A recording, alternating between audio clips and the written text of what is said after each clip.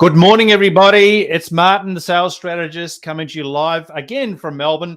And welcome to this event. And this morning, I am joined by the amazing Tracey McMillan. Now, a lot of you there will have heard about Boston Legal, the shows on TV, LA Law, Law and Order, all those shows. You know all about law, right? Well, Tracey would take Alan Shaw for breakfast. She is an absolute goddess when it comes to law. Thank you for joining me, Tracey, and welcome this morning. Thanks, Martin, for such an interesting intro. Now, Tracey, you're a regular contributor of a lot of the radio shows up in Brisbane. You've been on Nova, 973, 4KA. You're a regular contributor to the newspaper, Fairfax Media. You've been on Current Affair and all these shows. And your specialty, as you said before, and we've done some work together. I've been fortunate enough to be invited into your business and work with your team and help you with some pitch decks. So I know your business reasonably well. But your field of expertise, as you said earlier, is in family law and business employment law. And so I'm curious, how did you become? What made you get into law in the first place? How did Tracey McMillan decide that law was going to be your path? Oh, actually, I can tell you exactly the time. It was when I was in grade 7, and I did my very first debate, and it was on the Tiananmen Square massacre. And we absolutely won it, and were asked to do it again. And I thought, this is really cool. I like arguing. When I grow up, I want to be a barrister. So that was it. So I just didn't deviate from there. So that's basically how it started. So yeah. And so then you knew very early on what that looked like. So you obviously went to law school and got your law degree. And yes. What was the transition between getting your degree and actually establishing your own business at Forge Legal? What was the process there?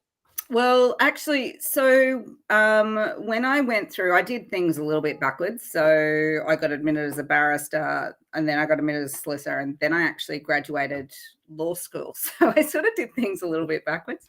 But what happened was I actually went and became a barrister, and I was a barrister for 8 years, and practicing in family law and criminal law. And what I was finding is, whilst I love the arguing, because it comes quite naturally to me, it was people were coming to me and all their documents were already done.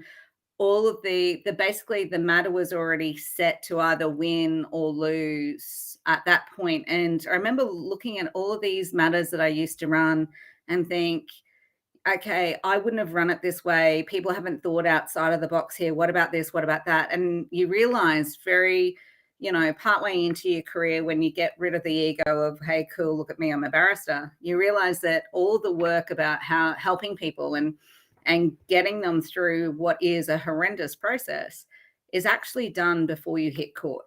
And so from that, I turned around and I decided, okay, let's move away from the bar and set up my own law firm where I can actually go in and help people in a holistic way, because going through a court process, it makes sense that all your lawyers should be qualified and trained and get you an outcome, but your outcome is different for every person. So it's not just, hey, I want X amount of money, or I want to divide my assets in a certain way.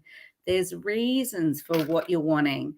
And so I actually set up a law firm, which is more holistic in process. So we nurture, obviously, for you to get decent legal outcomes, because otherwise I'm really shit at what I do. But we also actually set you up so that you can walk through the process and come out the other end supported emotionally and mentally, because you can't just go through that process. It's like going through the war and then coming out the other end and not having support for PTSD. So we have that. And then it's also financial assistance, because people don't realize if they get all this money from these matters that they win, that they need some support sometimes about how to manage that money so as it doesn't get blown pretty quickly. So that's why I set up Forge. Brilliant. And I'm really curious, because, when the average layperson, we reach out to a lawyer when things turn to shit, right? Okay. And when I make jokes with you and your team about, who knew that lawyers had heart, right? Because the one thing that really struck me when I engage with your team is that you have a really powerful group of heart-inspired lawyers, which I guess most people's exposure is on TV and it's just boom, boom, boom, boom. And you've gone to the other extreme. And I know you as a very heart-centered, giving, strong female. So what was the thought process in regards to the holistic approach that you mentioned? How did you actually get there? Because it's law with a difference. Yeah, look, honestly, it was because I was sick to death of seeing lawyers being assholes, sick to death of people coming at me and after they'd gone to another law firm and going, well, like this is my marriage. Do you not understand? This is my marriage that's falling apart, or this is my business that's on the line here.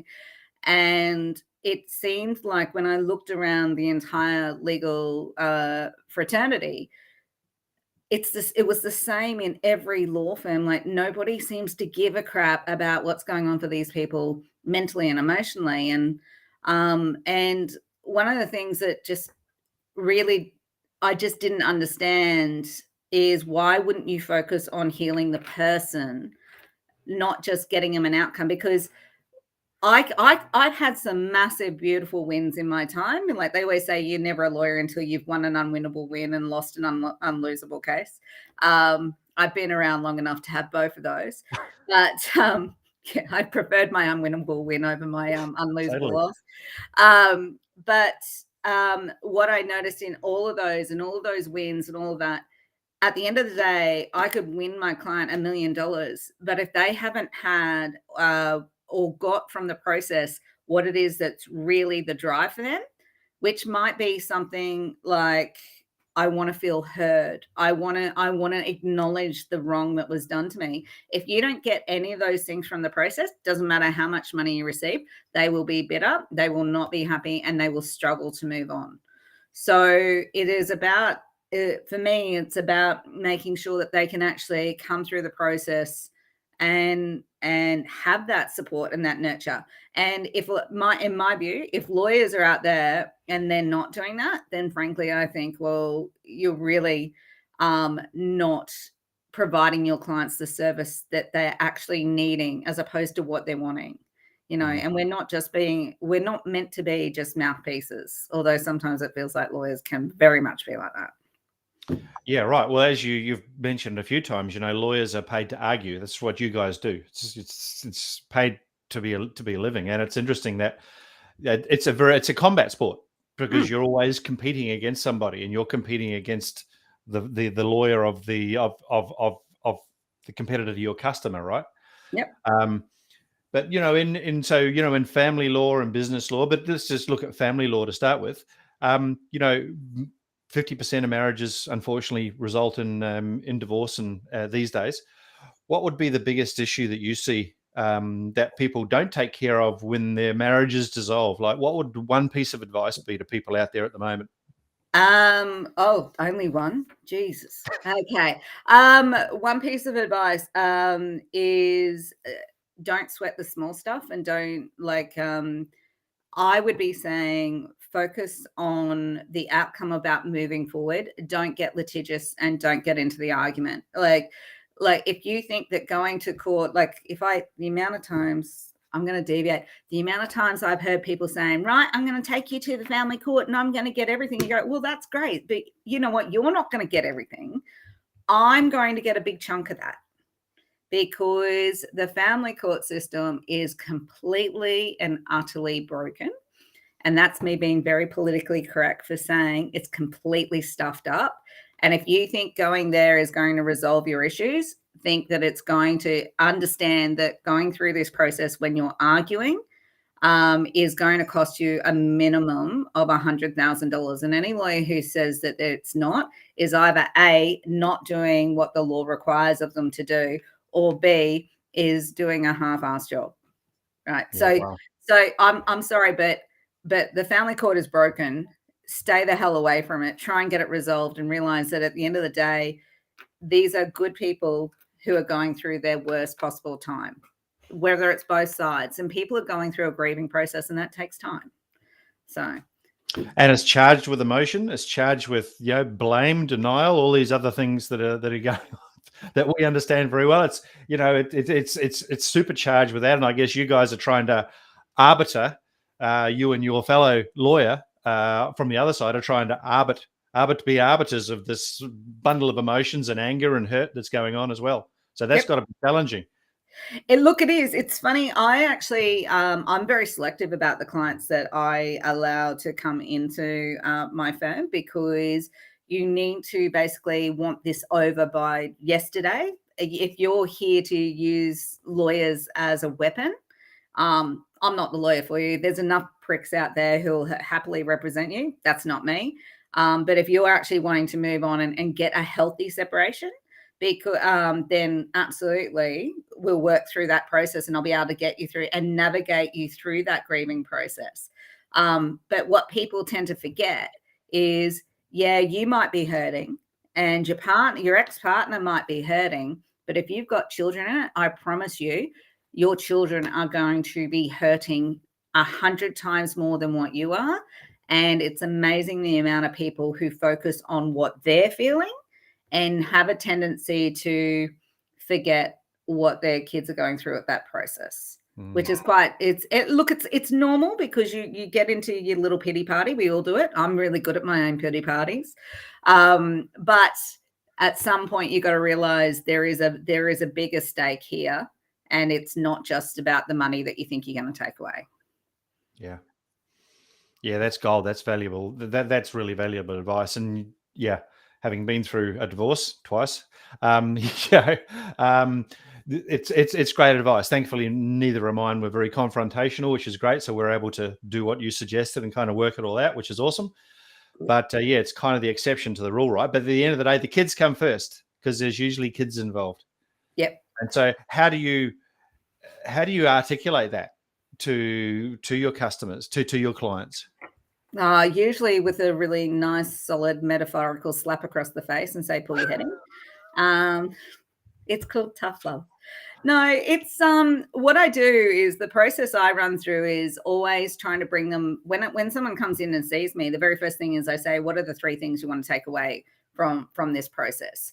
And I don't mean, I want to win all of the, or have $1 million or whatever. I mean, like, emotionally, what it is that you're actually needing.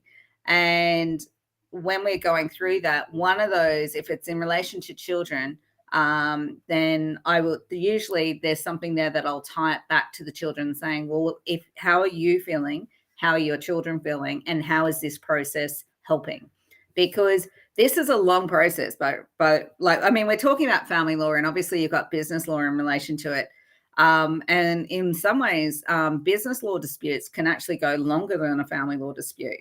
But the beautiful part is, where family law is really emotive, because you're fighting over the 2 most important things in your life, being your family and anything you've ever earned in your life. With business, you're fighting over anything you've ever earned in your life, and potentially a livelihood.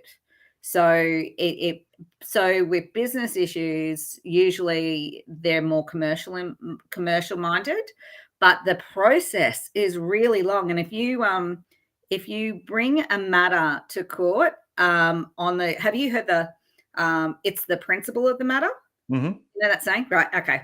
So absolutely, if you want to run a principal argument, it's the most expensive argument you will ever run. It's like, if you marry for money, you'll earn every cent. So love it. Yeah. Love it. It's the same process. Is you, at the end of the day, you have to understand that sitting in the legal dispute field is a process that should be really short. The longer it's drawn out, the more expensive it is, but the more it is taxing on you emotionally.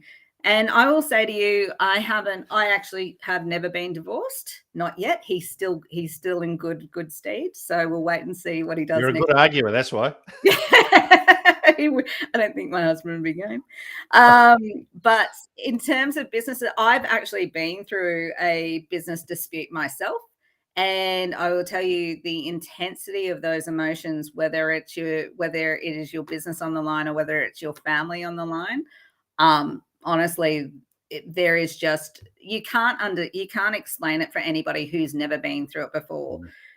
I was the worst client in the world, by the way, really highly emotive, and I wanted answers super, super quick. So I'm fine to pay you, just answer me. So it's always about just trying to get through that process as quickly as possible, because if you do, it might be really shit, but it's only shit for a short period of time. The longer you leave it, it starts to taint your entire relationship, if you've ever had it, to the entire business dealings that you've ever been dealing with the other side. And people tend to then forget the good parts that came out of that, because there's always good parts in any relationship. Otherwise, you wouldn't have been there to begin with. Totally. Now, what I'd like to turn our attention to is when we were working a couple of months ago on your pitch deck. That's it. When I've put on the lead on to this event, talking about you're a leader and you're an industry disruptor. I mentioned once already that the family court is broken, it's shit, and don't go there. Yep.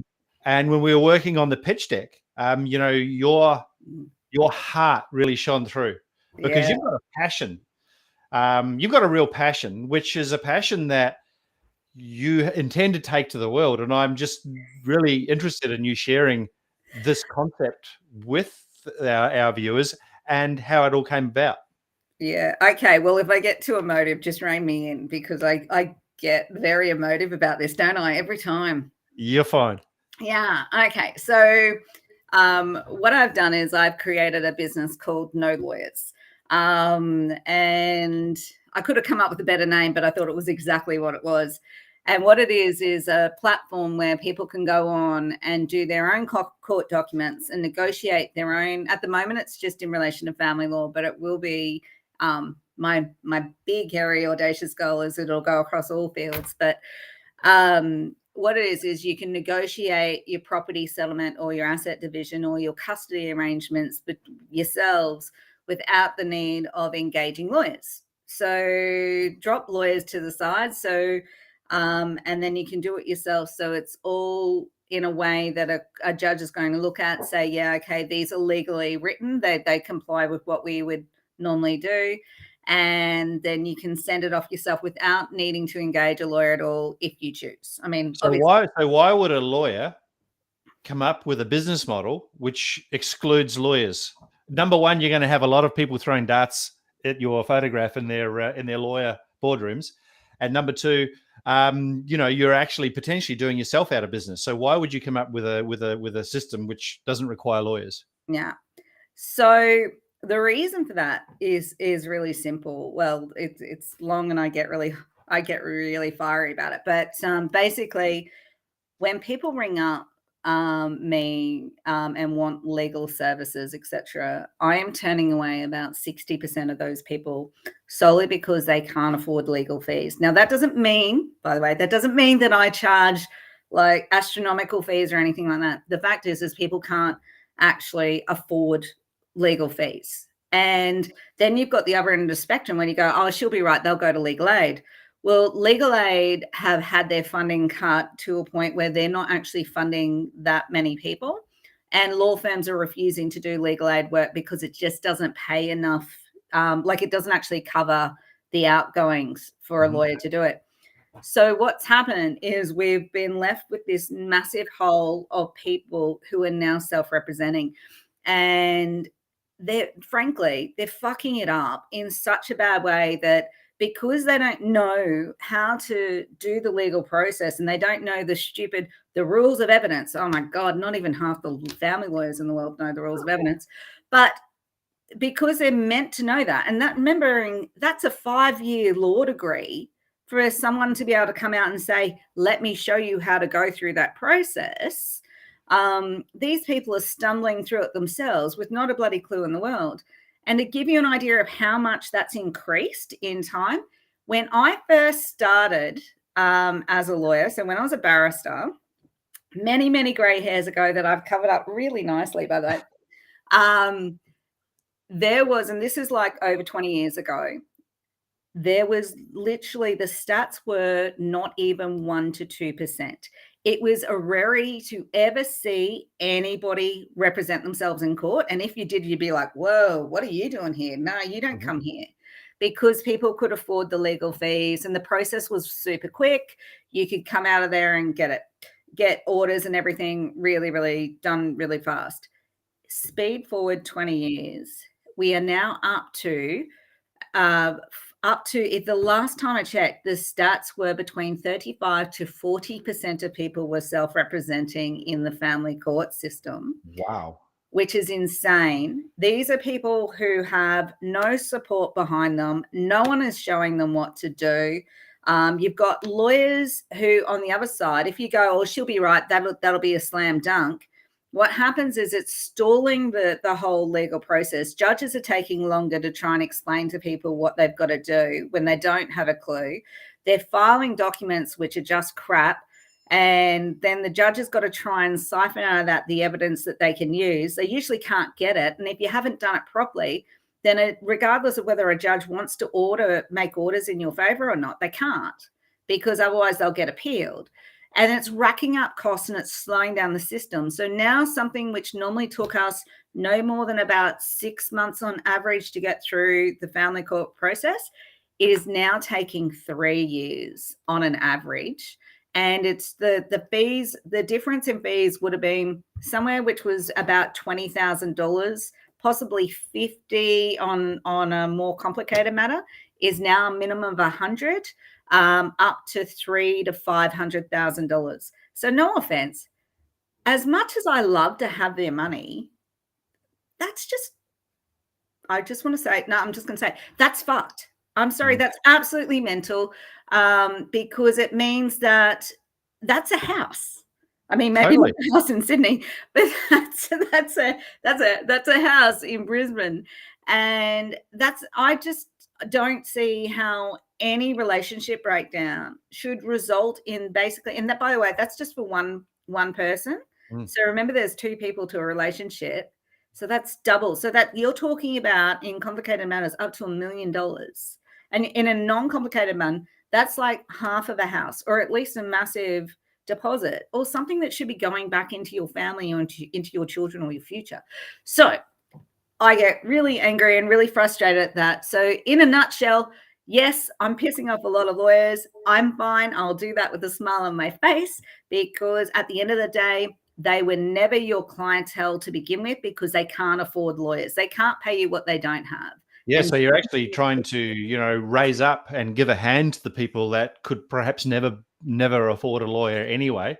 Yeah. And when we were going through the pitch deck, there's a whole society of battered. You're talking about the domestic violence component. Domestic violence, which need assistance, which I know is something you're working on. So tell us a little bit about that initiative, because that really pulled at my heartstrings when you started working on that. So obviously it started with helping people, but when I went in and started to explore exactly with domestic violence, and I'm a really strong advocate on ridding the world of domestic violence as a whole, not just against women, but against all people. I think it'd be odd if you said you weren't, to be honest, but the stats of it, when I started to explore it, were really super scary. So domestic violence happens in multiple different ways. It's not just being beaten up or physically assaulted.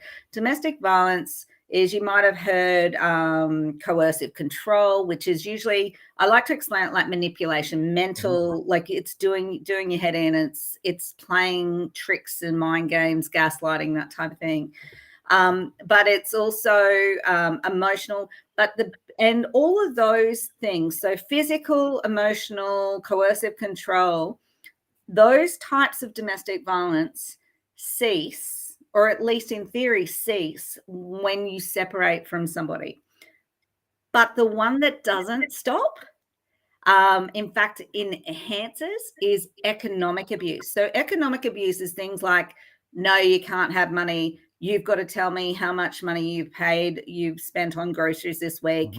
and all of that type of control, access to accounts. And what happens is when somebody separates in a domestically violent relationship, that economic abuse, usually they up and leave without financial support.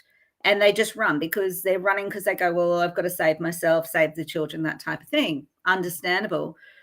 But the thing about that is what's scary is that 7 out of 10 women walk away from relationships without going for any financial assistance.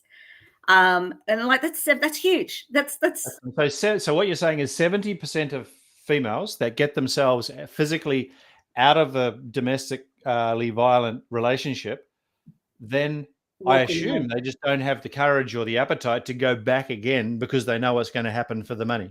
Well, they just walk away from it. So you've heard people saying, no, I'm not going after the property. I'm just walking away because, look, he's violent. And there's reasons why women are walking away from it. And one of it is because they say, look, they're worried about the repercussions, and we understand that. But a big portion of it is they go, I have no money to go through the legal system to fight to get the money I need in order to sustain myself. And as a result, that domino effect, and it blows my head apart that we have no services that are government funded that really support women in that process to get it. Like apart from your legal aid, but it's but the domino effect of that is that women fleeing domestic violent relationships as a result specifically of this economic abuse are the leading cause of homelessness in Australia. So that is like, wow, because they have no ability to financially support themselves. And if you've got no money to set yourself up, well, then the government will fund you to a certain degree. You're fleeing, so it's hard to get a job to begin with. You probably don't have a CV, and likelihood is you've been restrained and cut off, so you probably don't have that much educational ability behind you to support you and get you into a new job. So it all just dominoes. And so here you've got is these women, 7 out of 10, who are the prime risk of being homeless. And we're just sitting around going, what do we do about that? Oh, that's bad. Oh, okay, let's get legal aid funding. What the hell? I mean, if I have the skills, if I have the knowledge, why wouldn't you want to help people get that so as we can actually at least eliminate that economic abuse? So, sorry, getting on my bandwagon. I'm getting all feisty. No, it's great, and we're going to go a little bit over time today because I think this is a topic that I'm really it's going to help so many. And when we went through the pitch deck, and I could see the emotion that came up for you, and it was emotional for me as well because I didn't realize. And then I reached out to a friend of mine in the New South Wales Police Force, and during COVID, domestic violence, no shock, has gone up. Oh, that's nuts. The stats, and I don't think people realize how high it's gone. So, like, it has increased by 65% in COVID lockdowns, where women have either experienced for the first time an act of domestic violence against them, or an increase in the physical violence has escalated. So we're talking about the stats now sit up in the 90s of women who have actually been exposed to domestic violence throughout their lives. But remembering that's increased by 65% just purely because of COVID. Like, wow. That's just, those are horrific numbers. Yeah. Absolutely horrific. And, and as we discussed, females aren't the only people who have domestic violence perpetrated on. You have males as well, but I guess males maybe suck it up, maybe a little bit more, don't want to admit it. But so it's happens to both sexes. So what happens is men don't report domestic violence. So when you've got domestic violence coming from a male on a female, and by the way, this is me 20 years dealing with domestic violence and being in the courts and stuff, is what you tend to notice is men are stronger physically usually. So that it's that brute force type of thing. When it's domestic violence from women on men, usually it's a little bit more maniacal. It's a little bit more thought, like women think about things and how to do it. So they will and I've seen it before. I can tell you stories of some doozies, but the thing about it is, and the key point here is domestic violence is not a gender issue. And I hear this in the media all the time, and it just riles me up. It's like, yes, I understand that majority of it happens with women. So, but it's 1 in 4 women, or 1 woman every 4 days it happens. But with men, it's 1 every 9. So it's still there. And the thing is what people actually miss a lot is same-sex relationships. It's really, really high as well. Like it's much higher. So that's why it's not a gender issue, but it's still an issue that needs to be addressed. Totally. So we have this big problem that needs addressing, and no lawyers. So now explain how no lawyers fits in, because you've got, as you said, you've got these people escaping relationships who haven't got money. They maybe haven't got a CV. They may not have a job. So how do they engage them with no lawyers, and how does this assist? So with no lawyers, so what they can do is actually jump on and they can do it themselves. And we created a really cool little meter, so they can actually negotiate with the other party directly themselves if they choose to. If they don't, they can go in there and generate the documents themselves without engaging with the other side and send that through a third party. That's perfectly fine. But the beautiful part is how it stops that abuse is, or at least minimizes, is what we have is we've created a tone meter. So, for instance, if one party was sending a message to the other one saying "you're a bitch," I think in my it would never happen, surely. No, we'd never use profanities at all. Or I hate you, you're a dog, that type of thing. What happens is the message actually doesn't allow you to send it. It flags up as in red, and it says something really nice and gentle, like, maybe there's a better way to reframe that in a more productive manner. So in other words, don't send it. We're not going to let you send it through because it's abusive. And so we use that when you're negotiating with the other side. But the really good part of no lawyers that we're moving into now, and where it's in the development stage at the moment, is where we are, if you do have to go to court and you can't negotiate with the other side, then no lawyers is there. So these people can generate their own documents in a really non-legal way. So we ask you really simple questions to answer in a legal way in the documents, and then you can file it in the court. So what that does is it means that you've got access, these people have got access to the legal system. They can go for property settlement and asset division without needing to spend a fortune on lawyers or to try and obtain some form of deferred payment plan with lawyers. So a lot of lawyers won't do that, and all of those things. So all of a sudden they now have access to an ability to be financially viable and to go through that process. Whereas without it, they just purely didn't. They had to do it themselves. And no offense, it's daunting for the best of people. But if you're going through a process where you're frightened for your safety and things like that, it just makes it 10 times harder. So I jump on no lawyers, fill out the documents, do what I need to do. And the documents are formatted in a way where I presume when it gets to the judge just goes, yep, that's correctly formatted. And I can sign off on that. Well, they don't just do that. They look at it and go, wow, Tracey McMillan, you do some beautiful drafting.